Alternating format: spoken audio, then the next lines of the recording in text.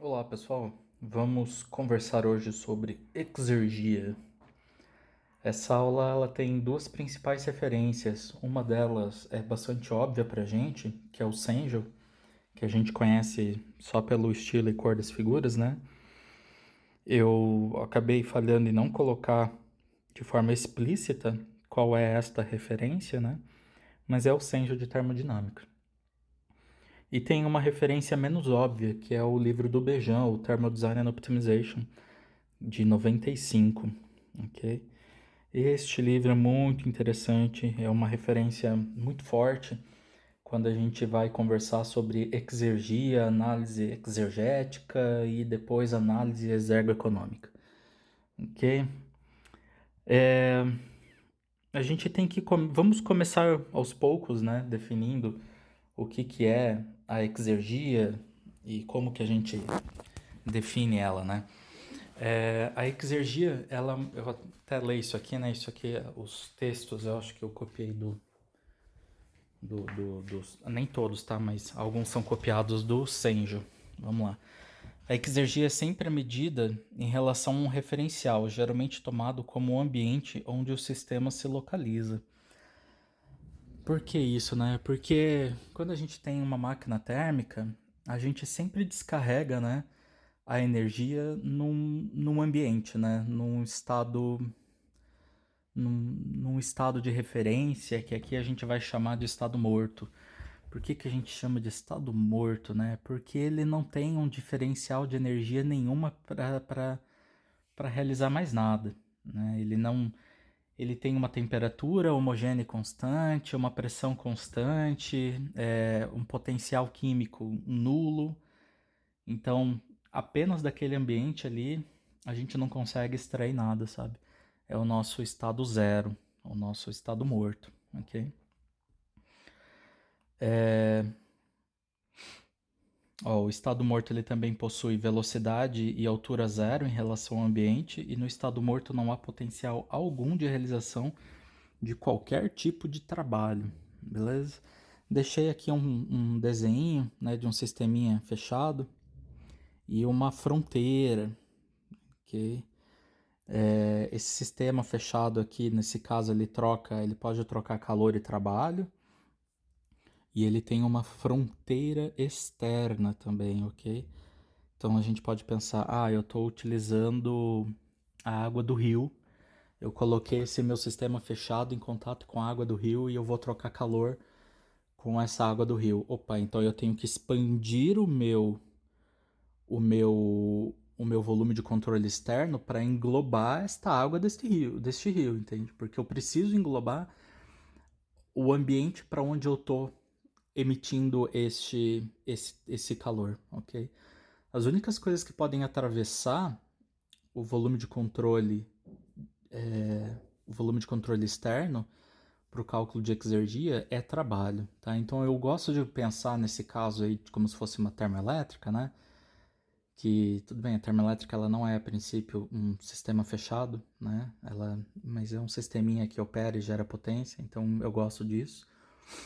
Eu posso pensar que a massa que entra, né? Tipo, eu tenho uma certa massa armazenada de combustível e ele vai gerar uma certa massa de gases, então eu posso pensar, beleza, eu estou incluindo isso na minha análise, ok? Mas para muito longe dessa planta, o que escapa, no caso, é trabalho elétrico, né?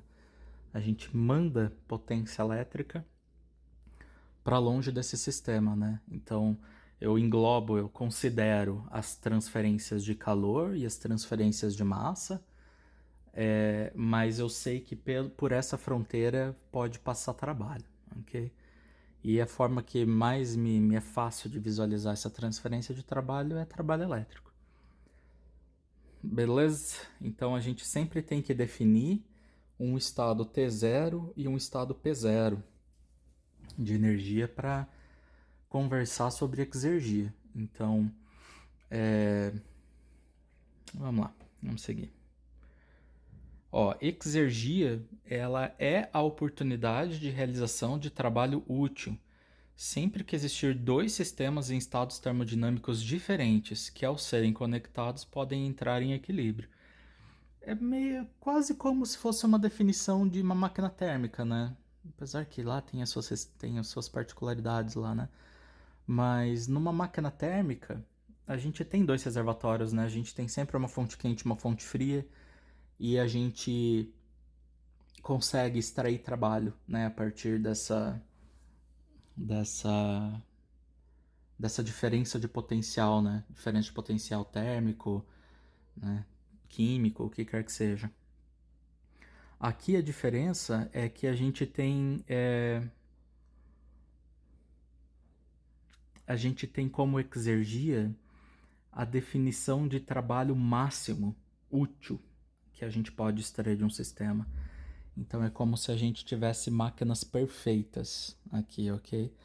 Então a figurinha aqui ela já está chamando, né, para isso. Então se a gente tem um sistema que está a uma certa pressão alta P, que a gente pode descarregar até a pressão P0 do ambiente, a gente conseguiria fazer uma expansão aqui, né, dessa máquina térmica e fazer com isso aí a extração de uma parcela de trabalho, né, que seria esse trabalho de vencer a atmosfera, né, apenas a parcela útil, né. Tem uma parcela desse trabalho que é inútil, que é a parcela de empurrar a atmosfera. Empurrar a atmosfera não nos serve para nada, né? Para que a gente vai querer empurrar a atmosfera? Não serve para nada. Agora, o que a gente quer é a realização de trabalho. É o quanto desse trabalho, a gente sabe que parte desse trabalho de um pistão vai existir para vencer para empurrar a atmosfera, né? Empurrar que eu digo daqui, ó. Isso aqui tem que vir para cá.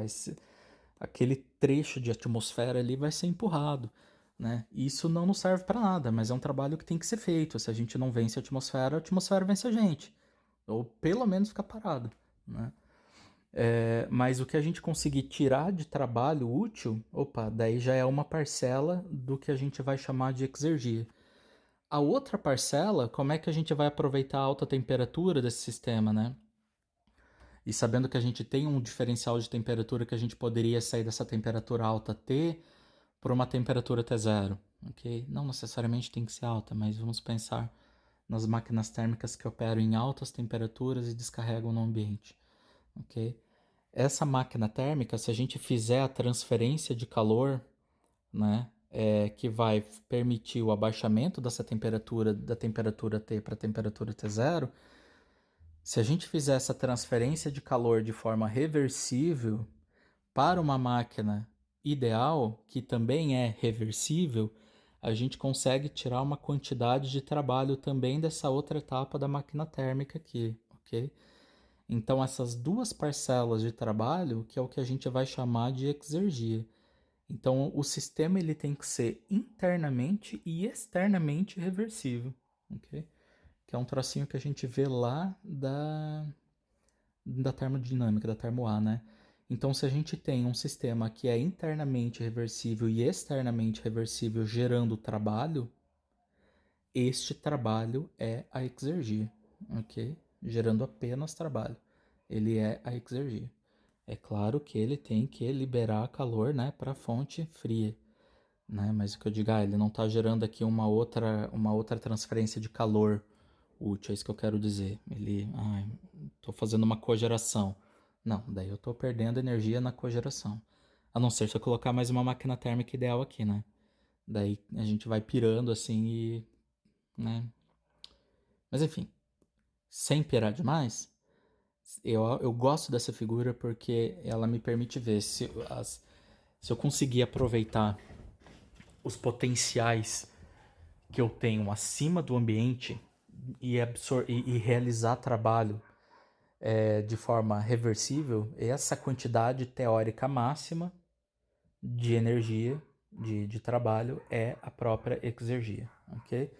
Então, exergia vai ter unidade também, a mesma unidade da entalpia, que é kJ por quilograma, se a gente estiver falando de exergia específica, ou apenas kJ se a gente estiver falando de energia, de exergia total, ok? Gosto dessa frase aqui, ó. Exergia é uma medida do quanto o estado de um sistema se afasta da condição do ambiente. Sendo assim, é um atributo tanto do sistema quanto do ambiente. Então, se a gente tem uma maquininha térmica que troca calor por, sei lá, por radiação para um ambiente frio na Sibéria, né? Sei lá, porque radiação. Eu limitei a radiação porque sim. Então, a gente tem lá uma maquininha térmica que tem uma certa temperatura de alta e a gente tem ali uma certa temperatura de baixa radiando lá para a Sibéria. Se a gente leva essa maquininha para o espaço, a gente pode irradiar essa energia para o espaço escuro, né? Que está ali, acho que é 4 Kelvin. Então a gente aumenta muito o potencial de realização de trabalho, né? O potencial máximo de realização de trabalho. Então a exergia ela muda quando a gente muda o ambiente, né? Quando a gente está ali na Sibéria, a gente consegue descarregar da temperatura alta para a temperatura de baixa, que sei lá quantos, sei lá, menos 40 graus Celsius, talvez, não sei, nos extremos. Mas quando a gente vai para o espaço escuro, a gente tem, né? Se a gente vira oposto ao Sol, a gente irradia para o espaço escuro. Então a gente teria ali um ambiente, um estado morto muito mais baixo do que a Sibéria. Então a gente consegue descarregar mais, a gente consegue ter um delta de energia maior, ok? Então a exergia muda com o ambiente. Já falei que se o sistema for interno e externamente reversível, essas coisas aqui dão, né? A gente tem a exergia. Ah, hum,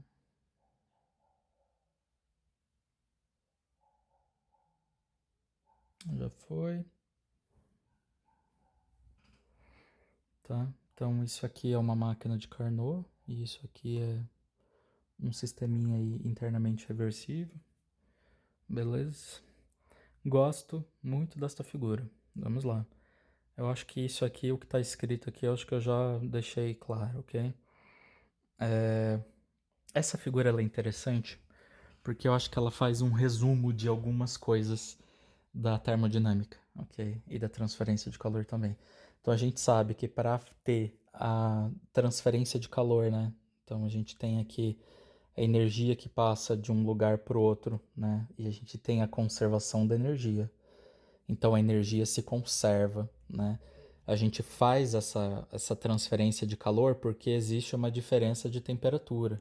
Então a gente tem aqui uma região de transição, né? Onde a gente tem ali uma variação de temperatura, ok? E a gente troca aí uma certa quantidade de calor. A energia se conserva, então a quantidade de calor ali transferido é o mesmo dos dois lados, ok? A gente tem aqui, ó, uma quantidade de entropia, ok? A gente troca então uma quantidade de calor Q numa temperatura T1, né? E a gente depois, aqui no canto, é o que a gente tem, um estado de entropia. Lembro muito bem de uma prova minha de termodinâmica que eu disse que a entropia era Q sobre ΔT. Porque para mim não fazia sentido, eu não tinha entendido ainda, sabe? A ideia da transferência de calor a uma certa temperatura, né? Eu pensava, pô, se for para eu ter uma transferência de calor, eu tenho que ter uma diferença de temperatura, né? Mas não é assim que a gente define a entropia, né? Então, a entropia é essa grandeza que relaciona como que a substância se comporta quando eu troco uma certa quantidade de calor em uma certa temperatura, ok? Como se eu tivesse uma fronteira ali e a transferência de calor estivesse acontecendo ali naquela fronteira, ok? E aqui no outro caso, né? Então a gente sai de T1, né? Então tem uma quantidade de entropia T1 e depois aqui para T2 a gente tem, né, a mesma quantidade de calor sendo trocada, só que agora com um T2 menor, o que faz com que a entropia seja maior. Então a entropia, né, ela sempre aumenta. A gente tem ali uma geração de entropia. E a gente sabe já lá, né, da segunda lei da termodinâmica que os processos só vão ocorrer, todos os processos, eles só ocorrem. Deixa eu ver se eu estou falando bobagem. Não. Todos os processos, eles só vão ocorrer com um aumento total da entropia, ok? Localmente, a gente até pode pensar que pode haver uma redução de entropia no nosso sistema, se a gente considera aí um sisteminha pequeno aí, qualquer que a gente está, por exemplo, retirando o calor desse sistema. Mas para a gente retirar calor desse sistema e diminuir a entropia daquele sistema, alguma máquina térmica teve que fazer um trabalho ali de refrigeração para remover essa quantidade de calor. E ela, no fim das contas, ela gera mais entropia do que aquilo que ela retira do ambiente refrigerado, ok? Então, todos os processos só vão acontecer de forma espontânea com o aumento global da entropia. Não tem como escapar disso, ok? Não tem como escapar disso. Daí isso às vezes eu fico viajando, sabe? Dá umas viajadas. Deixa até uma dica aqui de um crash course. Que é tão divertido. Deixa eu ver aqui.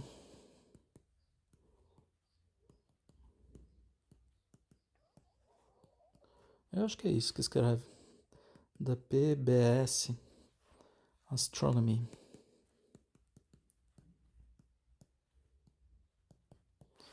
Ok? No YouTube.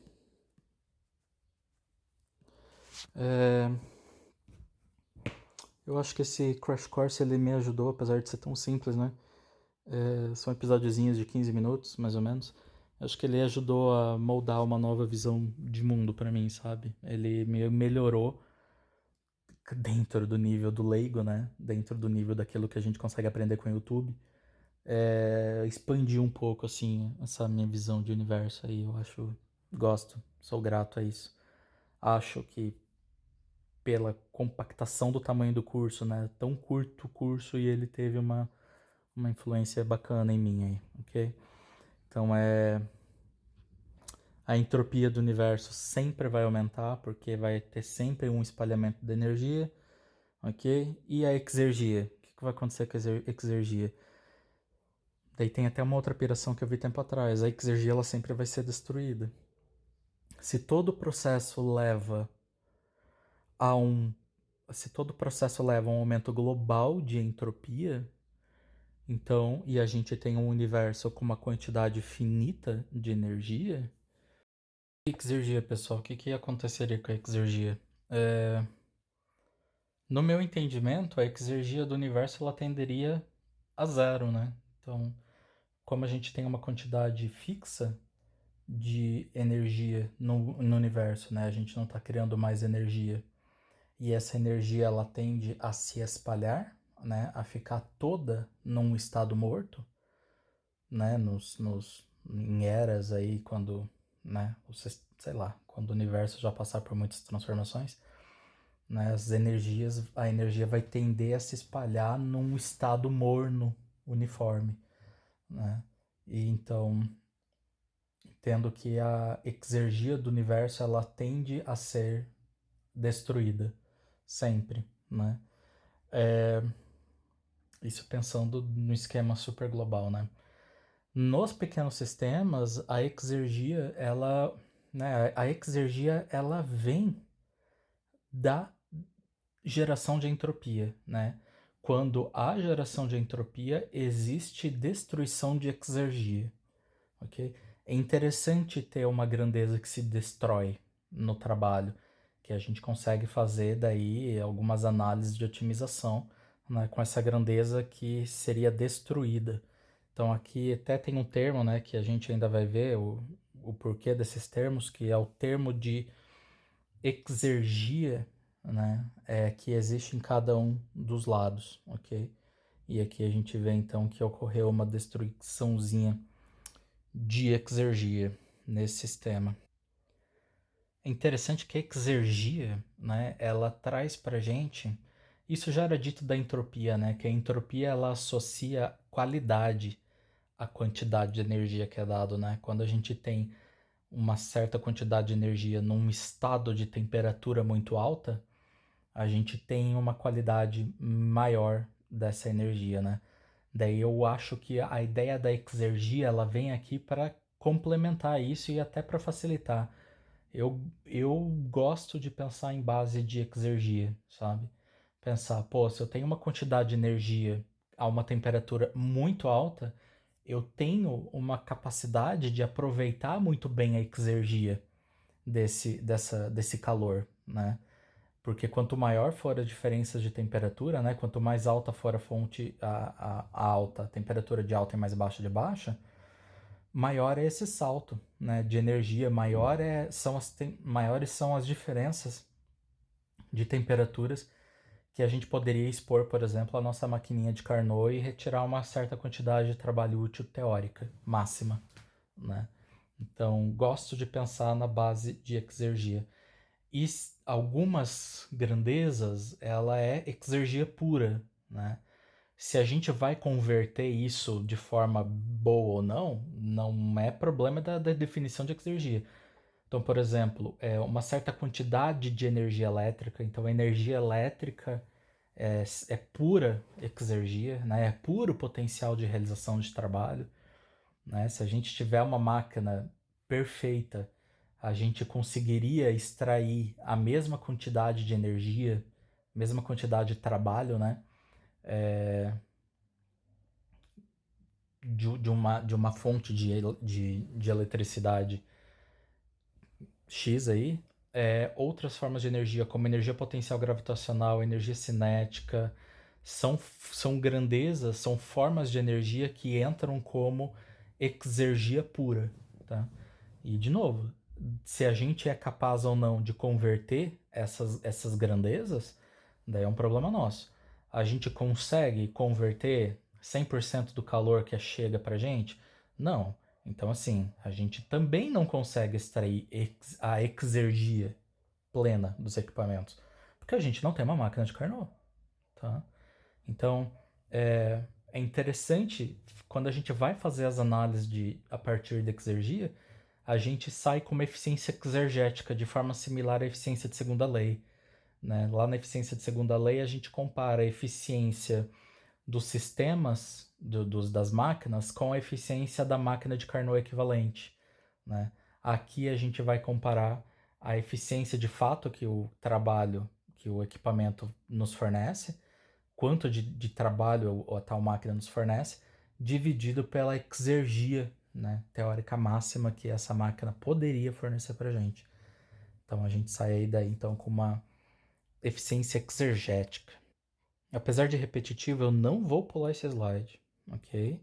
E vou ler, de forma simplificada. Se uma máquina de Carnot for conectada entre dois reservatórios térmicos mantidos entre as temperaturas T e T0, essa máquina fornecerá um trabalho igual à exergia, ok? A exergia é, portanto, um valor teórico máximo, além do qual não seria termodinamicamente possível obter trabalho devido às características do sumidouro de calor, ok? Então ele está tão limitado quanto a máquina de Carnot, né? Por equipamento de Carnot ter uma eficiência de 100%, a temperatura de baixa tem que ser 0 Kelvin, né? Aqui também a gente teria uma exergia máxima se a gente conseguisse descarregar num 0 Kelvin, né? O que de forma prática não se sustenta, ok? Aqui, quando a gente fala de Carnot, a gente está falando apenas da temperatura, né? Mas lembra que lá a gente já falou da pressão, né? Que teria que descarregar, né? Vencendo a atmosfera e por aí vai. Temos aqui, então, ó, formas de exergia. Então, eu tinha comentado que a energia cinética, né, específica, então isso aqui fica em kJ por quilograma, né? A gente está acostumado a ver mv quadrado sobre 2, né? Mas se a gente não, daí a gente seria com joule. Mas se a gente não multiplica pela massa, a gente fica então com joule por quilograma, quilojoule por quilograma, ok? Então, energia cinética, energia potencial gravitacional são formas puras, plenas de exergia, ok? Então, a gente tem aqui, ó, exergia física, e essa exergia física, ela é função, ó, da energia interna, mais o produto PV, e isso aqui a gente sabe, né, que para um sistema aberto, isso aqui a gente vai chamar de entalpia, né? E depois a gente tem como se fosse uma subtração da entropia, ok? Então, e a gente multiplica pela temperatura de referência para as unidades baterem, né? Porque aqui, ó, deixa eu brincar com as unidades. Vamos lá, aqui a gente tem kJ por quilograma, né, no U. Depois a gente tem no produto PV, a gente tem... precisa fazer, né? Precisa. Então é Pascal. Pascal, que vai ser força por metro quadrado. Então, quilonewton por metro quadrado, para ter quilopascal, né? Vezes metro cúbico.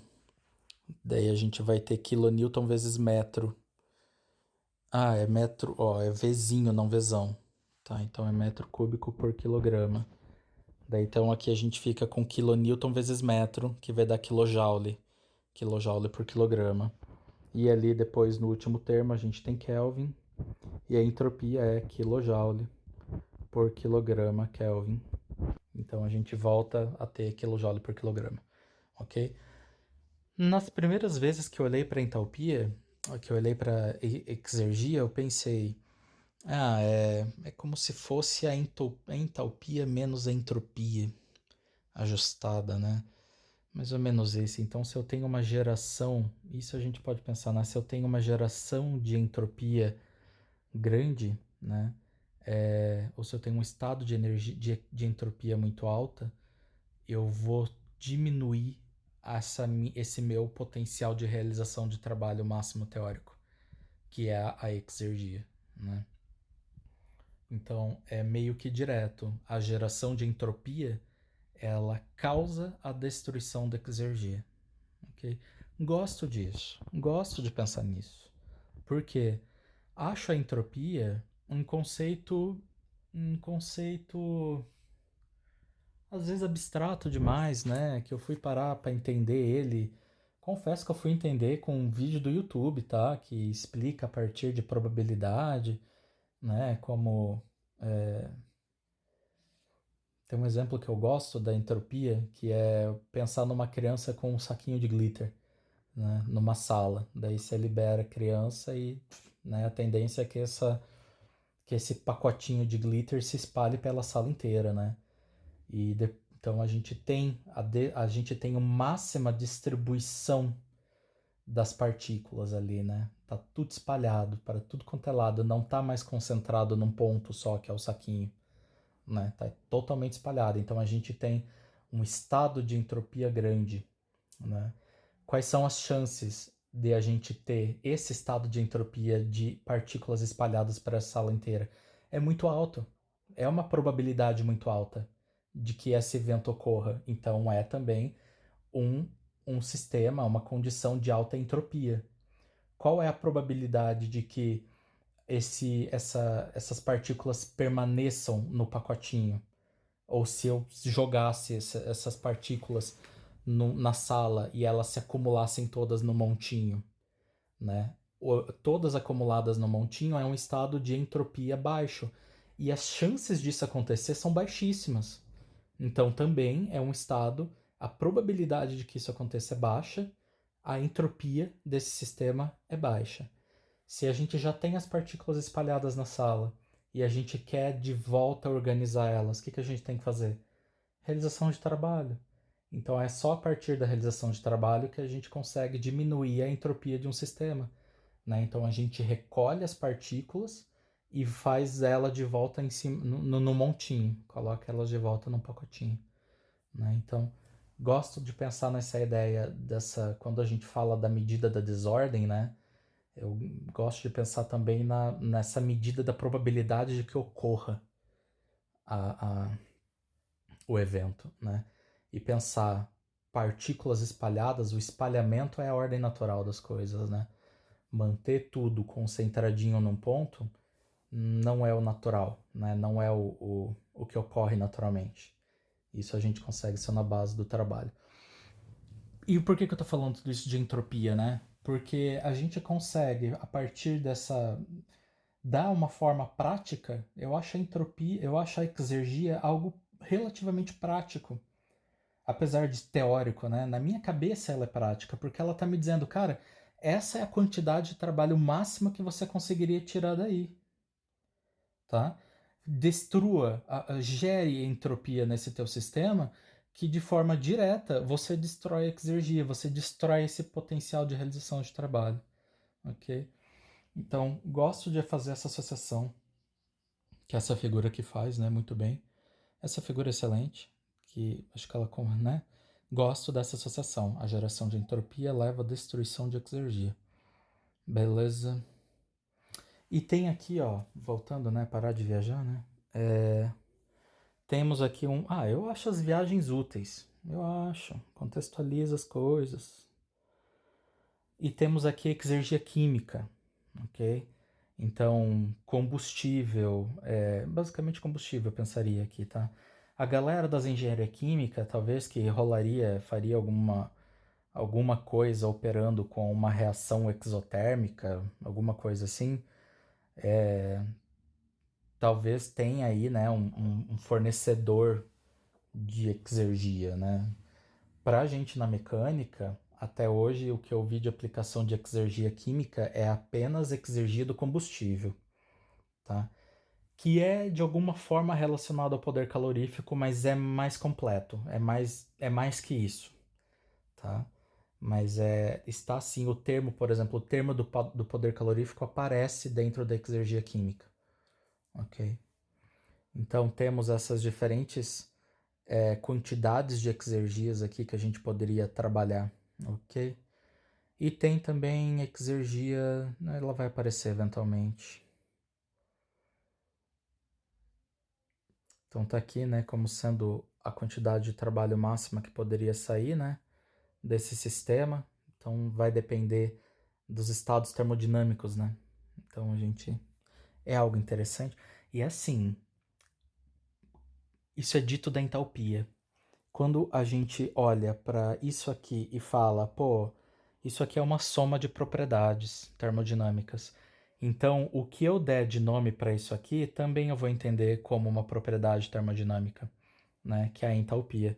Aqui nesse caso, eu tenho uma outra, né? Aquilo que eu entender, então, é mais uma soma de propriedades, né? É também uma soma de propriedades que a gente decidiu dar um nome específico de exergia. Então a exergia é também uma propriedade do sistema, ok? Vamos lá, que ele só fala, né, só enfatizar isso aqui que eu já tinha enfatizado lá no primeiro slide. Apagar porque ficou bagunçado. Isso aí. Ó, eu nunca trabalhei com números adimensionais. Eu admito isso, que eu fugi um pouquinho, talvez, dos adimensionais. Talvez pela característica do tipo de sistema que eu estudo, eu preferi não fazer adimensional. Mas temos aqui então uma tal da exergia adimensional, né? Que depois eu mostro aqui as equações caso alguém queira brincar, né? Para chegar naquilo ali também, tá aqui disponível. Mas aqui a gente tem então, ó, se a gente parar para olhar, pressão sobre pressão do estado morto, temperatura sobre temperatura do estado morto. Então, o estado morto é quem? É lá aquele pontinho onde a gente tem o 1, né? Daí é fácil observar, né? Se a gente se afasta, tipo 1,5, a gente vai para um ponto de exergia maior, né? Essa exergia dimensional aqui. A gente vai para um ponto de exergia maior. Interessante é que se a gente for para um ponto de temperatura, de pressão mais baixa que a atmosférica, né, que o ponto morto, e temperatura mais baixa do que o estado morto, a gente também tem potenciais, a gente também tem exergias ali, que são potencial de realização de trabalho, né? Então a gente tem exergia não nula. O único ponto de exergia nula é ali, né, quando a gente chega no estado morto. Qualquer afastada do estado morto, tanto para mais quanto para menos, tem potencial de realização de trabalho. Dou exemplo, apesar de que está escrito ali, né? Mas quando a galera faz aí transporte de gás natural via oceano, né, em navio, geralmente se faz esse transporte, ou quase sempre, não sei. Não sou especialista no assunto, tá? Só vi o exemplo, acho interessante. Então, é feito esse transporte desse gás numa forma de líquido, tá? Então, eles resfriam esse gás a temperaturas bem baixas, colocam nos naviozão que tem umas bolotas em cima, tá? É um naviozão que tem uns tanquezão, assim. Geralmente a gente vê a metade de cima do tanquezão, tá? E esses tanquezões aí são os reservatórios desse gás liquefeito. É uma quantidade de energia significativa que foi gasta para tornar esse fluido frio. E ele se afasta bastante da região do estado morto, né? Ele se afasta bastante. Então, existe um potencial de realização de trabalho. Como é que a gente poderia realizar trabalho a partir disso, né? A gente pode pensar, pô, eu vou pegar esse gás frio e congelar uma batelada de frango, sei lá. Posso pensar em fazer uma substituição direta do, de um sistema de refrigeração, né? Então é um ciclo de refrigeração que eu não preciso ligar, porque eu já estou aqui com meu fluido frio trocando calor a baixas temperaturas, né? Ou a gente pode pensar como se fosse uma máquina térmica que vai fornecer calor para o gás esquentar, mas nesse meio do processo ele vai gerar trabalho, é como se fosse é, uma, é, um, é uma máquina térmica, né? Então a gente simplesmente deixa isso esquentar, queima gás natural para esquentar aquilo ali? Não. Fornece calor como se fosse meio que uma bomba de calor. Eu tô com vontade de falar isso. Tô com vontade de falar isso. Mas eu não vou falar isso. É uma máquina térmica, tá? É uma máquina térmica. Só imagine assim, os estados os potenciais dela, né? Saindo aqui de uma temperatura, por exemplo, de 25 graus, e a gente coloca a nossa máquina térmica operando para um outro reservatório que talvez está tipo menos 196. Chutei a temperatura, tá? Isso aqui acho que é a temperatura de ebulição do gás do nitrogênio. Então, se eu consigo trocar calor de alta aqui com meu calor de baixa, eu posso ter uma saída de trabalho aqui. Eu posso simplesmente pegar e jogar calor direto? Poderia, mas olha o potencial que a gente perde, tá? A gente tem, se a gente conectar uma máquina térmica no meio do caminho, a gente tem o potencial de fazer essa realização de trabalho, ok? Yay. Vamos lá. Ok, então só essa ideia. Existe potenciais abaixo do estado morto também. Se não está morto, tem o que fazer, ok? Então ali as equações, não vou operar nisso, ok? A equação até agora mostrada quantifica a exergia de uma massa fixa em um sistema fechado, né? Que expande de P a P0 e de T a T0, mas quando tiver o escoamento, né, de um volume de controle, daí a gente passa a ter então uma outra forma aqui para exergia, né, que daí vai ser a própria entalpia menos né, esse termo de exergia. Então isso aqui, quando a gente ignora energia cinética, energia potencial gravitacional e potencial químico, isso aqui é a exergia. Isso aqui eu não vou ignorar, tá? Eu só vou dar o nome que deve ser dado. Este aqui é o termo de exergia física, tá? Que a gente chama de EPH, de física, tá? Exergia física. E os outros são os outros termos de exergia, ok? E daí a gente vai fazer o quê?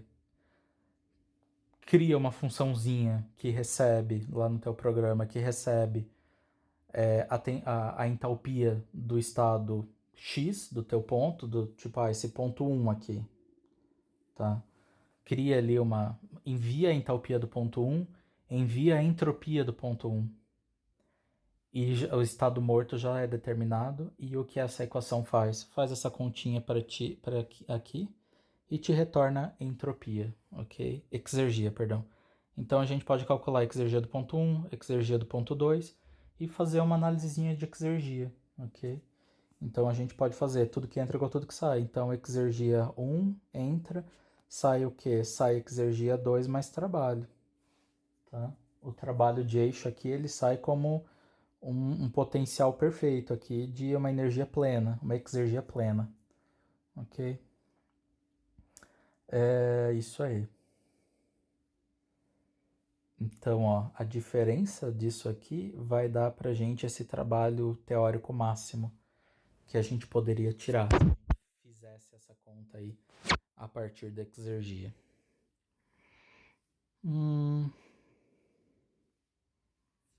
Tem exergia destruída no meio do caminho, né?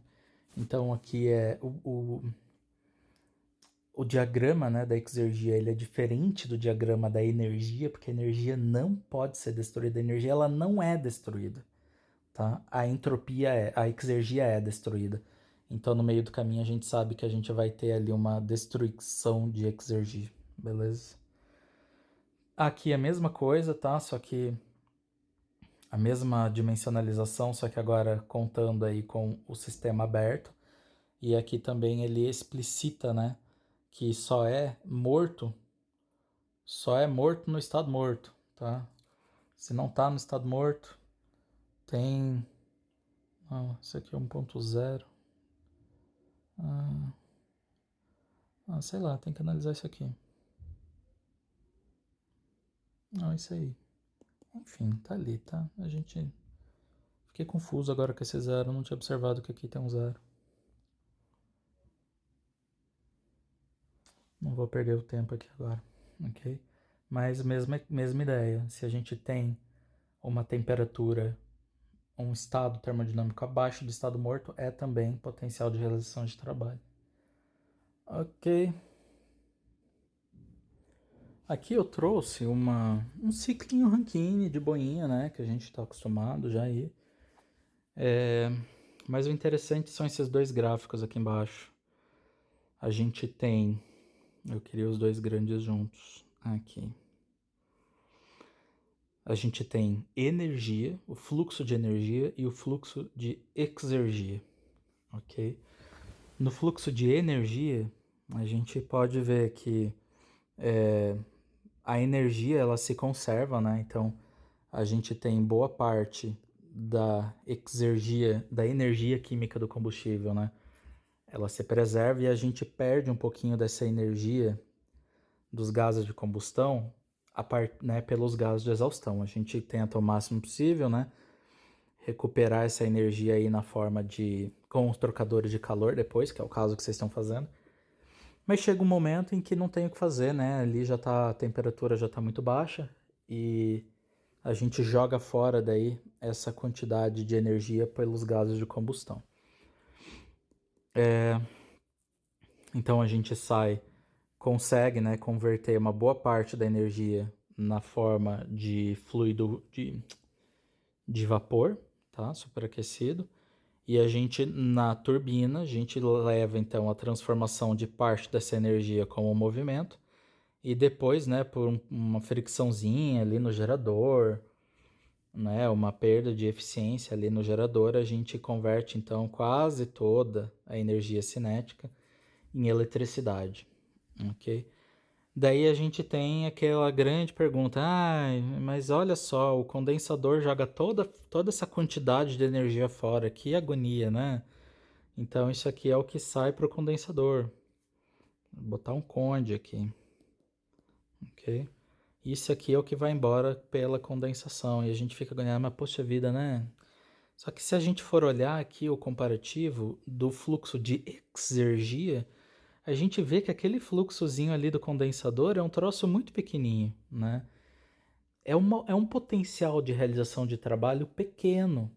Apesar de ser uma quantidade de calor muito grande, é um fluido que já está em baixa temperatura, né? Ele já está próximo do estado morto. Então, por estar próximo do estado morto, ele tem um baixo potencial de realização de trabalho. Então, aqui, pela análise exergética, as nossas angústias, elas passam. Elas passam. Então, eu entendo a exergia como uma complementação muito boa do nosso entendimento de termodinâmica, ok? das angústias que a gente tinha. Aqui quero ressaltar uma questão. Ó, aqui tem a exergia química, ou nuclear no caso, tá? E ó, a gente tem um salto muito grande, né? Uma queda muito grande, ou melhor, vamos usar o termo certo, né? A gente tem uma grande destruição de exergia de um ponto para outro, né? Então, quando a gente olha para o combustível e a gente faz a continha lá, né, do combustível e a sua exergia em função dos seus elementos constituintes, né, da quantidade de exergia que poderia ser liberada na reação química, né, que a reação química ali gera, né, ou fornece, esse potencial ele não consegue, a gente não consegue transferir grande parte desse, desse potencial de exergia química pro fluido, porque existe transferência de calor no meio do caminho, né? Existe um tal termo lá que é temperatura de chama diabática, né? Eu sempre penso como se fosse a Jean Grey lá dos X-Men, que ela torna o ambiente ao redor do meu combustível que se pegaria fogo adiabático.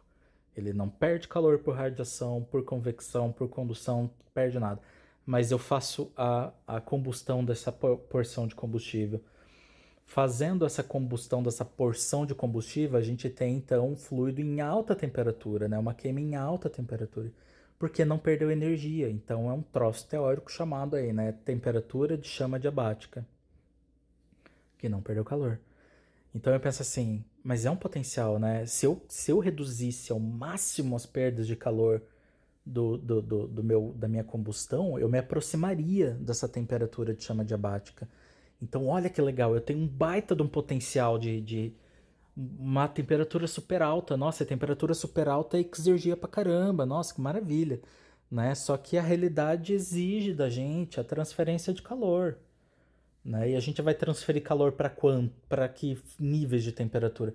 Sei lá, sai dos 1400 graus ali da chama, digamos, e vai para uma parede d'água ali que está com fluido evaporando a 250, né? Nos melhores dos casos aí a gente tem um superaquecedor que o fluido está operando aí no caso de vocês aí a 485, 600 graus, né? Olha o salto, a queda de temperatura que existe, né? De 1400 graus para, no melhor dos casos, aí 600 graus. É uma baita de uma queda de temperatura, né? Então existe uma baita de uma destruição de exergia devido à transferência de calor. Não vai existir transferência de calor sem destruição de exergia, porque não existe transferência de calor sem diferença de temperatura. Não existe. Né? Então, vai ser gerado entropia nessa transferência e a exergia vai ser perdida. Então, a cada passo de transferência de calor é um passo em que a gente destrói exergia, ok? É uma pena. Então, aqui, de todo esse potencial magnífico que a gente tem aqui, né, do combustível, a gente perde um bocado dele, porque a gente está limitado à nossa realidade. Né? A gente está limitado aos nossos materiais de engenharia que não estão aí, né, aguentando, sei lá, que temperatura que chega, né? Os fluidos de trabalho, sei lá, degradariam talvez em temperatura super alta, né? Enfim, então a gente está limitado por uma série de questões tecnológicas que não nos permite ir lá perto daquele grande potencial da temperatura de chama diabática, né, para fazer a nossa transferência de calor. Daí sim, né, se a gente chegasse próximo lá, a destruição de exergia daí é menor, né, quando a gente tem uma diferença de temperatura pequena na nossa transferência de calor, ok? Isso serve, ontem eu estava pensando num problema que o meu professor me deu, meu orientador de doutorado, que ele deu a ideia de modelar um dessalinizador, então seria uma destilação fracionada de água do mar, utilizando um sistema específico X aí, e um calor residual X. Daí eu pensei, bom, eu vou sair desse meu queimador, de um queimador específico lá, com gás a 900 graus. será que eu já boto ele de cara para fazer um pré-aquecimento de um ar vagabundinho que estaria na saída a 125 graus? Na hora, depois que eu pensei, concluí, não vou fazer isso.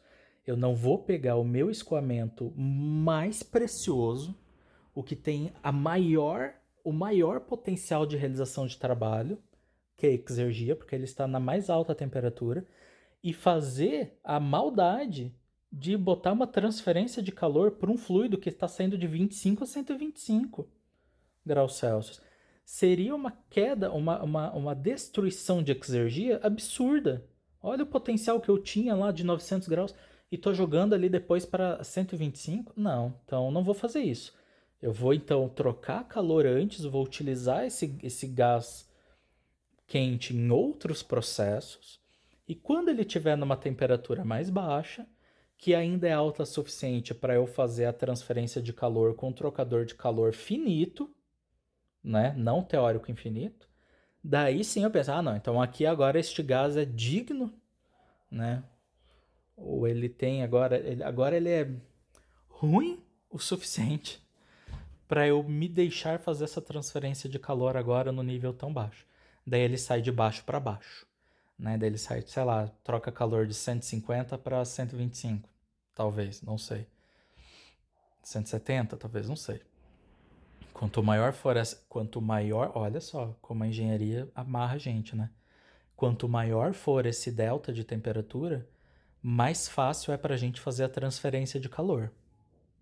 A gente pode utilizar um trocador de calor menor e mais barato. Só que quanto maior for a diferença de temperatura que a gente faz a transferência de calor, maior é a destruição de exergia. Menor será a eficiência exergética desse equipamento. Então tudo tem uma troca. Beleza, eu aceito trocar. Eu vou comprar um equipamento ruinzinho, né? Que é barato, né? E eu vou precisar de um ΔT grande para fazer essa transferência de calor. Ok, é uma escolha tua, mas você vai perder eficiência exergética, ok? E é nesse ponto, esse é um exemplo bem interessante para a gente ver a tal da análise exergoeconômica, que a gente associa aos fluxos de exergia, a gente associa um custo.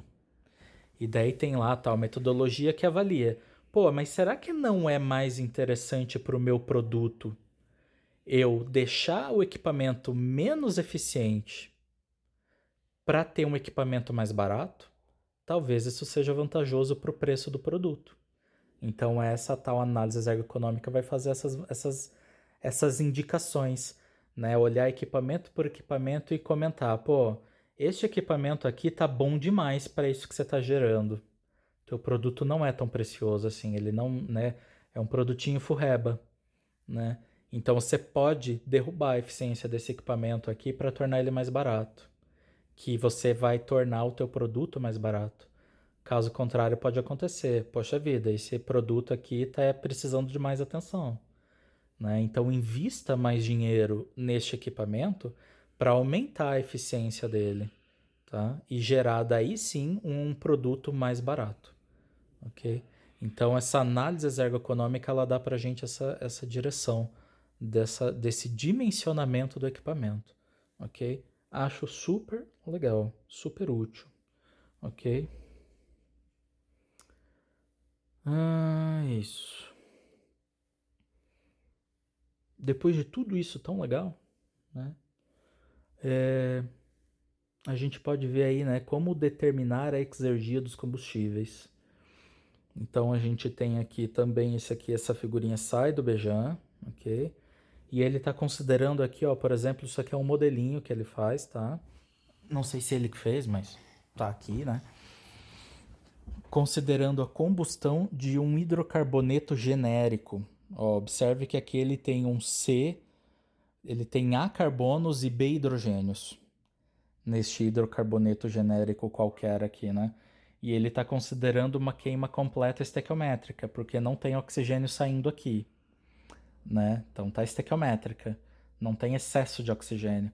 Então toda a combustão vai resultar apenas em quê? Em gás carbônico e água. Então, fazendo este modelo nessas condições, né? que pode ter aqui uma entradinha de energia e uma transferência de calor, sei lá, né? Talvez essa transferência de calor seja para outro lado, enfim. Né? Ele convencionou assim, ele convencionou como a gente trabalha com a equação da primeira lei, que lá na equação da primeira lei a gente tem o calor que entra menos o trabalho que sai igual a variação da energia interna, né? Então ele só está mantendo essa convenção. O calor entra e o trabalho sai. Opa, mas se o trabalho entra, daí esse termo aqui fica menos menos, né? Daí ele se torna no fim das contas positivo. Ok? Só vou deixar aqui, né? Caso alguém queira lembrar o porquê dos sentidos. Deixa lá. Ok?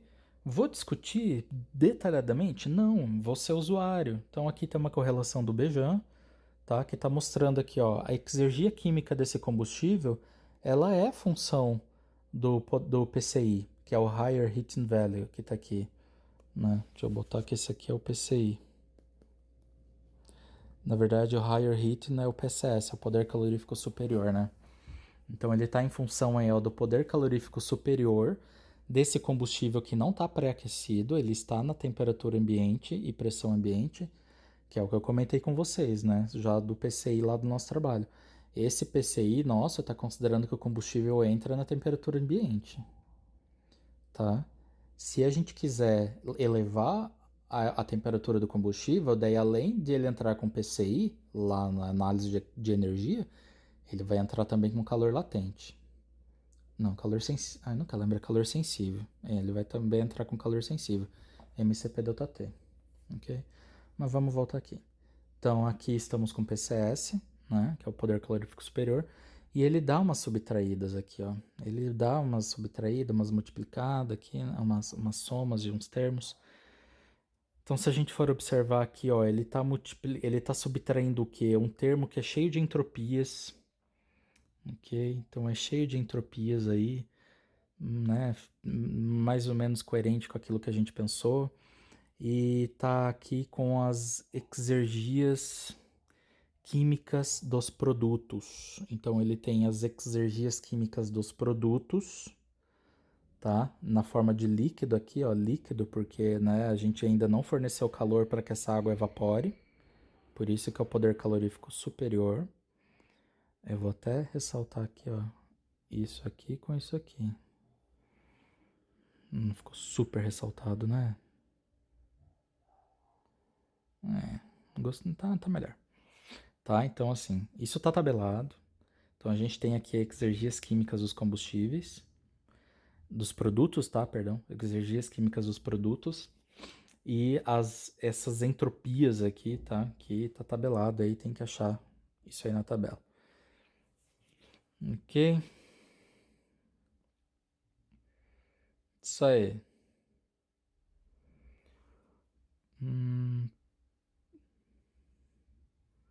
Aqui tem um caso específico de gás natural. Por que gás natural aqui? Não sei por que ele tá falando. Eu não sei mais o que eu fiz aqui, tá?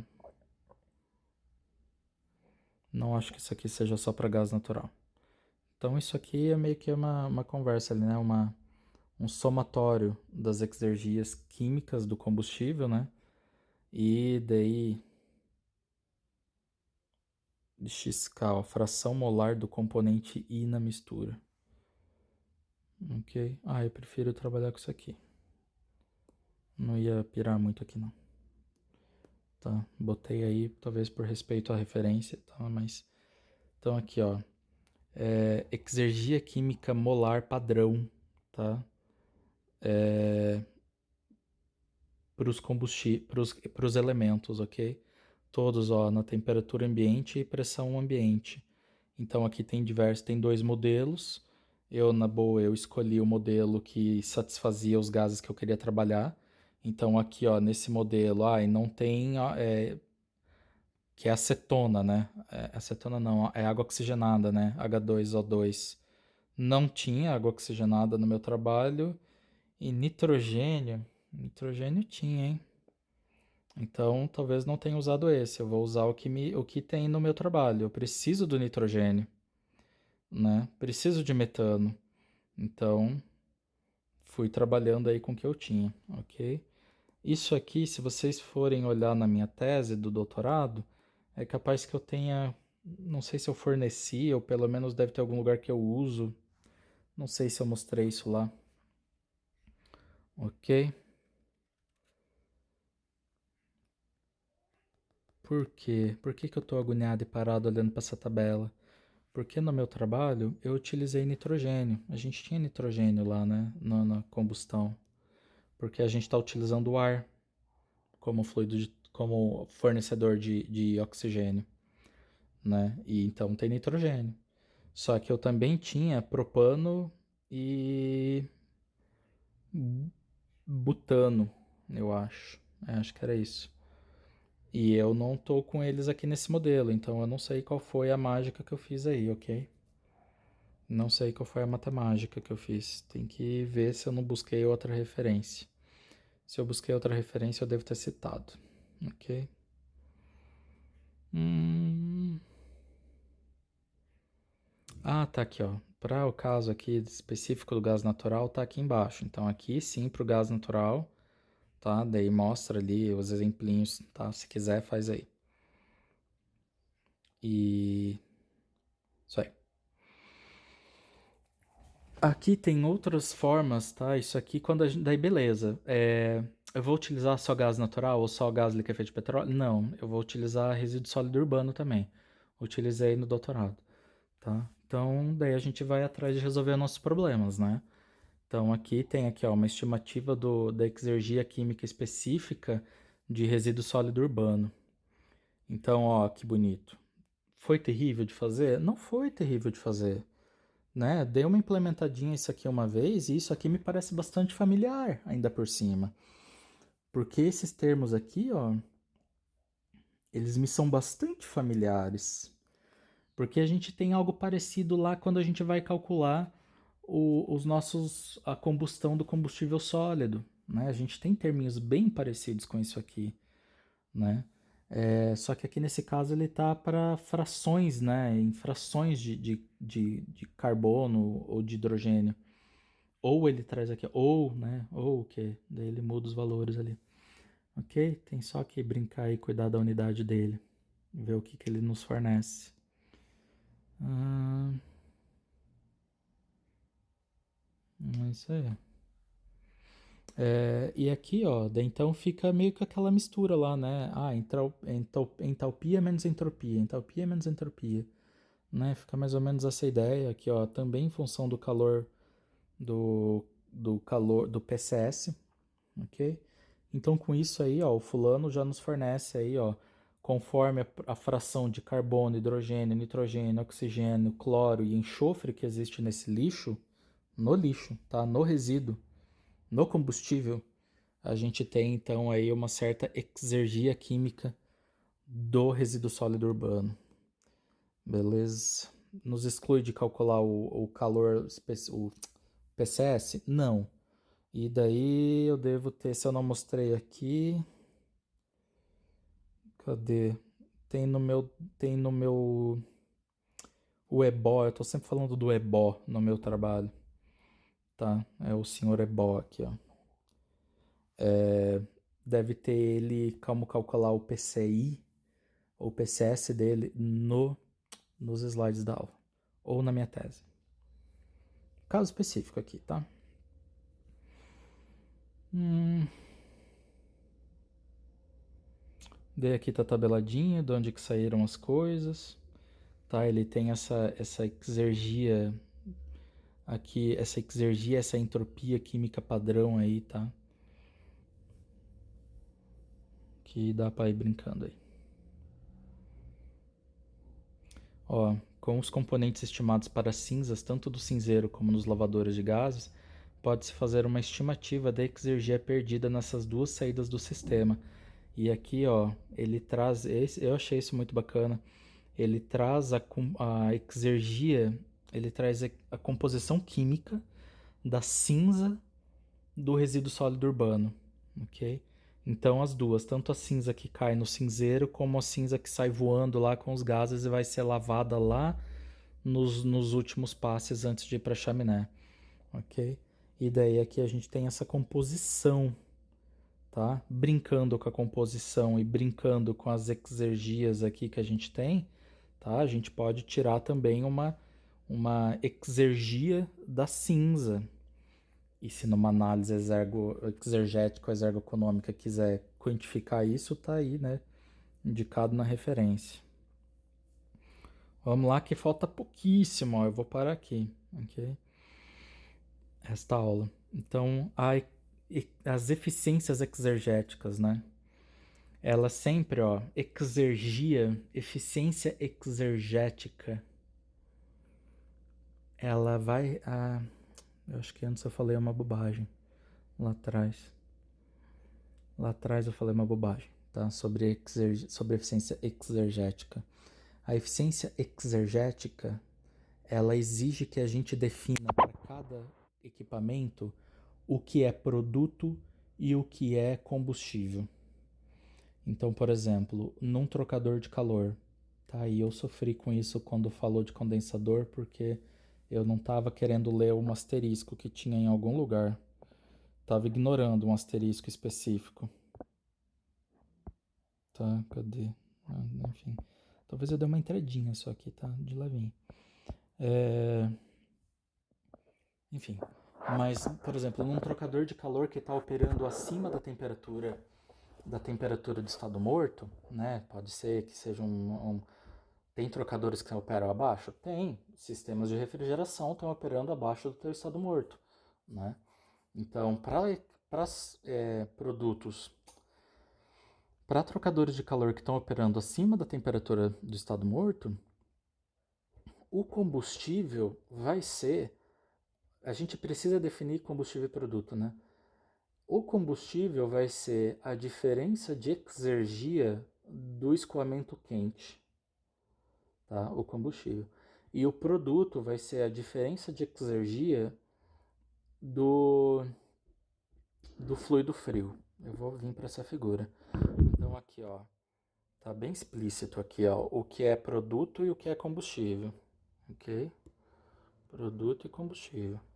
O produto aqui, ó, nesse caso, é o 2 menos o 1, tá? A exergia do 2 menos a do 1. E o combustível é do 3 menos o 4. 3 menos o 4. Lembre sempre, pelo amor de Deus, de deixar essas grandezas todas positivas. Ok? Senão você vai sair aí com uma eficiência negativa. Por que um ele fez o maior menos o menor e depois ele fez o menor menos o maior? Porque este aqui é o grande, este é o pequeno. Este aqui é o grande que tem muita exergia, esse aqui já tem menos exergia, tá? Só cuida disso, a mesma coisa serve lá para análise de transferência de calor, ok? Turbinas, qual é o produto de uma turbina? É a potência gerada, né? Quem é o combustível dela? É o que entra menos o que sai, no fim das contas, né? Mesma coisa aqui, ó, pro compressor. O produto é o que? É o fluido comprimido. O combustível foi o que? A energia fornecida e por aí vai, tá? Tem outros aqui, esse aqui é interessante. O produto de uma câmara, o produto de um incinerador, perdão, o combustível do incinerador, ele vai ser aquilo que entra para fazer a coisa acontecer, né? Então, aqui no caso, ele é a exergia do combustível e a exergia do oxidante, do caso no ar fornecido para combustão. O que é interessante disso aqui também? No caso de vocês, do trabalho de vocês, este oxidante aqui entra pré-aquecido. Então, ele entra com energia ali dentro. Fica mais fácil de ver ainda que ele não é a única fonte de energia. O combustível não é a única fonte de energia da fornalha de vocês. É o combustível e as entradas de ar pré-aquecido, ok? Então aqui fica definido, fica, né, o Bejan explicita aqui essa questão que o combustível ele é a entrada dos dois, tanto do ar pré-aquecido quanto do combustível em si, tá? A exergia do combustível. E a exergia do produto nesse caso, então, é o que sai aqui, né? É de fato, o produto, ok? Poderia ter uma saída de cinza aqui também, tá? Que não é produto. Não é produto. Daí eu tenho que pensar melhor. Daí olha a minha tese, que lá tem, ok? É capaz que, não sei, seja subtraído de algum lugar? Não lembro. Não lembro, ok? Mas enfim, se existe cinza quente saindo aqui, ó. Se existe cinza saindo quente, digamos tipo a 1000 graus, ela rouba a exergia, né? É uma quantidade de calor que está sendo jogada fora. Então é uma redução do potencial de fazer um produto com uma exergia muito alta. Se eu elimino as cinzas, eu tenho a oportunidade de fazer um produto com alta exergia, ok? E qual que é a definição de eficiência exergética? É o que eu quero pelo que eu pago, tá? Em exergia, o que eu quero? Eu quero produto. O que eu pago? Eu pago o combustível de cada equipamento, tá? Um equipamento é possível, deixa eu pensar, é possível ter um equipamento com eficiência exergética muito próxima de 100%? É, é. Eu tenho um desse que eu botei, eu não sei se eu errei lá, tá? Mas acho que não. Eu tenho um ciclone, um separador de cinzas tipo ciclone no meu trabalho. E lá a única coisa que ele faz, eu considerei ele adiabático.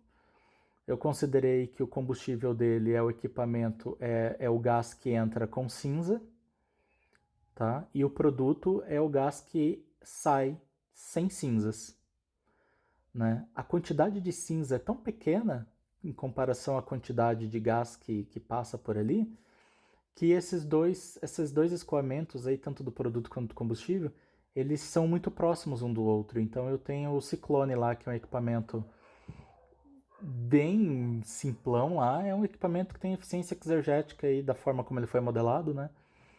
De quase 100%. Ok? Porque eu não estou considerando outras perdas, perda de carga, eu não considerei nada disso. Adiabático, né? Então, da forma como ele foi modelado, ele tem uma eficiência exergética maravilhosa, tá? Equipamentos típicos para ter baixa eficiência exergética, ou pelo menos uma alta taxa de destruição de exergia, com os incineradores, né? A gente sempre tem uma drástica destruição de exergia nos incineradores. Então é normal que os incineradores tenham eficiência exergética baixa, tá? É relativamente normal. Tem um outro termo que é mais relevante, mas eu vou deixar isso aqui para frente, que é... eu já tô pirando aqui, entrando no resto, deixa eu ver. Não, não vou entrar no resto. Que é, deixa eu ver. Nem tem. Aqui. É esse aqui, ó. É uma razão, é uma taxa de destruição de exergia. Tá? É uma fração de destruição de exergia entre o combustível total do sistema. No caso do nosso incinerador, da planta de vocês lá de Lages, né? Qual é o combustível total do sistema? É a lenha que está entrando, ou o gás que está entrando. É o único combustível que tem naquele sistemão, né? Qual dos equipamentos destrói mais exergia? Tá? Qual equipamento K que destrói mais exergia? Nesse caso, sei lá, deve ser o incinerador. Né? Então, de toda o combustível fornecido no sistema, quem é que é o mais destruidor dessa exergia desse combustível? Tá? Daí a gente tem esses termos aqui tipicamente altos para incineradores. Perdão, tipicamente altos. Tipicamente altos. Ok, não vou pirar aqui. Não vou pirar. Ixi, não vou. Não. Tá, isso aqui vai ficar para aula que vem. E é isso aí, povo. Gosto dessa. Ok? Bons estudos. Falou!